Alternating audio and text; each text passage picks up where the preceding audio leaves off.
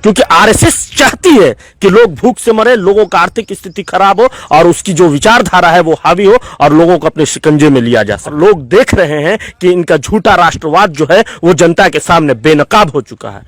मदद के नाम पे आरएसएस ने इस देश के लिए ना कल कुछ किया था ना आज कुछ करेगी, और ये तो मेरा दावा है कि आरएसएस जैसी संस्था सिर्फ देश को बर्बाद करने के लिए होती। जब से भारत में लॉकडाउन हुआ है, जब से कोरोना की महामारी शुरू हुई है, बहुत सारी संस्थाएं, बहुत एनजीओ, एनजीओज, सिख समुदाय, हिंदू, मुस्लिम धर्म से अलग होकर लोग एक दूसरे की तरफ हाथ बढ़ा रहे हैं मदद करने के लिए। ऐसे में ये एक बड़ा सवाल उठता है कि आरएसएस यानी राष्ट्रीय स्वयंसेवक दल जो अपने आप को सेवा करने के लिए कहती है, वो कहाँ है? ये सवाल है। आरएसएस एक ढोंगी संस्था है। उस झूठा राष्ट्रवाद और झूठी सामाजिक सद्भावना की बात करने वाली संस्था आरएसएस इस विपरीत परिस्थिति में देश के इतने खतरनाक हालात में अगर निकलकर बाहर नहीं आती। मोहन भागवत ने कहा था कि हमारी जो आरएसएस की सेना है वो हिंदुस्तान की सेना से कहीं ज्यादा अधिक मजबूत है। मैं मोहन भागवत जी से सवाल करना चाहता हूं कि आखिर आज आरएसएस है कहां? कौन से बिल में छुपे हैं आरएसएस के स्वयंसेवक कार्यकर्ता? वो क्यों निकल कर नहीं आते? लोगों के घरों तक अनाज क्यों नहीं पहुंचाते? लोगों के घरों तक खाना क्यों नहीं पहुंचा रहे? लोगों के घरों तक मास्क और सैनिटाइजर क्यों नहीं पहुंचा रहे? इतना सारा फंड है आरएसएस के पास, आरएसएस क्यों नहीं अपना पैसा खर्च कर रही है? और दूसरा सबसे एक अहम बात मैं आपको बता देना चाहता हूं, आरएसएस के बारे में आप ये समझ लीजिए कि ये जो देश में परिस्थिति है, लोगों को भूख से मारने की बात है, ये इसके पीछे आरएसएस की साजिश है।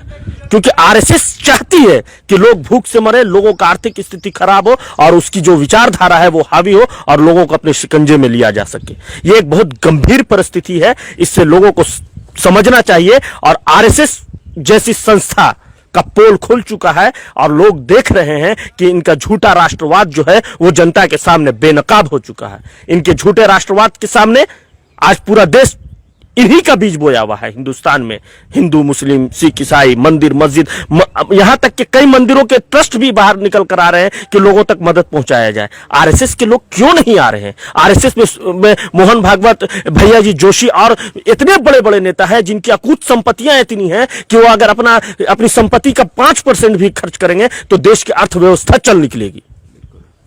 इतना दौलत है उनके पास, उसके बावजूद भी उन लोगों का यह स्थिति है।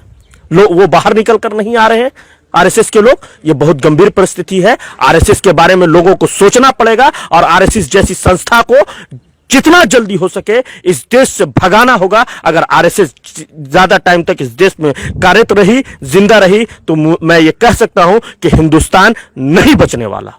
अगर सबसे ज्यादा कोई भूख से मरेगा तो हिंदू ही मरेंगे, मुसलमान भी मरेंगे, सब धर्म के लोग मरेंगे। तो मेरा आरएसएस से सवाल है, ठीक उसी तरह जिस तरह आप वो जो लॉकडाउन में जो मुसलमान फल की रेड़ी लगा रहा है और आरएसएस के गुंडे लाठी लेकर निकल रहे हैं और उसका आधार कार्ड पूछकर उसको मार रहे हैं, ठीक उसी तरह आरएसएस के लोग क्यों नहीं हिंदुओं के ही घर जाकर आधार कार्ड देखकर ही राशन क्यों नहीं दे देते? आखिर क्यों नहीं? सिर्फ आरएसएस ने इस लॉकडाउन में आरएसएस एक नई चीज मुझे देखने को मिल रही है। कई सारे मैंने वीडियो देखे कि आरएसएस के गुंडे बाइक से आ रहे हैं। अगर कोई मुसलमान फल रेड़ी वाला है, पहले उसका आधार कार्ड चेक किया जा रहा है। अगर उसका नाम अगर वो हिंदू है तो उसको छोड़ दिया जा रहा है, और अगर मुसलमान है तो उसको पीट कर अधमरा कर दिया जा रहा है। आरएसएस इस वक्त देश में ये कर रही है।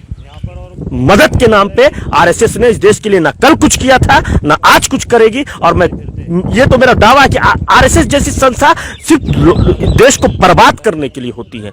मैं उन तमाम दलों से अनुरोध करूंगा कि इस विपरीत परिस्थिति में हिंदुस्तान को एक बड़े आर्थिक पैकेज की जरूरत है और तमाम पॉलिटिकल पार्टियों को अपने पार्टी के फंड से 25% कम से कम देश हित में लोगों के घरों तक पैसा पहुंचाना चाहिए। इससे सबसे बड़ा चीज ये होगा कि देश की अर्थव्यवस्था चल निकलेगी। मैं हाथ जोड़कर तमाम पॉलिटिकल पार्टियों के अध्यक्षों से हाथ जोड़कर यह विनती करता हूं कि देश ने हमेशा आपको दिया है, कभी सत्ता में बैठाया, कभी विपक्ष में बैठाया। देश के पैसे से आप सुरक्षा लेते हैं, देश के लोगों का पैसा आपके पार्टी के फंड में आता है, आप चुनाव लड़ते हैं, जनता से वोट लेते हैं। कृपया मेहरबानी करके आप पार्टी फंड से लोगों का मदद करें और कम से कम 25% तो आपको अपने पार्टी के खाते में जो पैसा है उसका एक बड़ा अमाउंट 25% इस वक्त देश को दान कर देना चाहिए। धन्यवाद।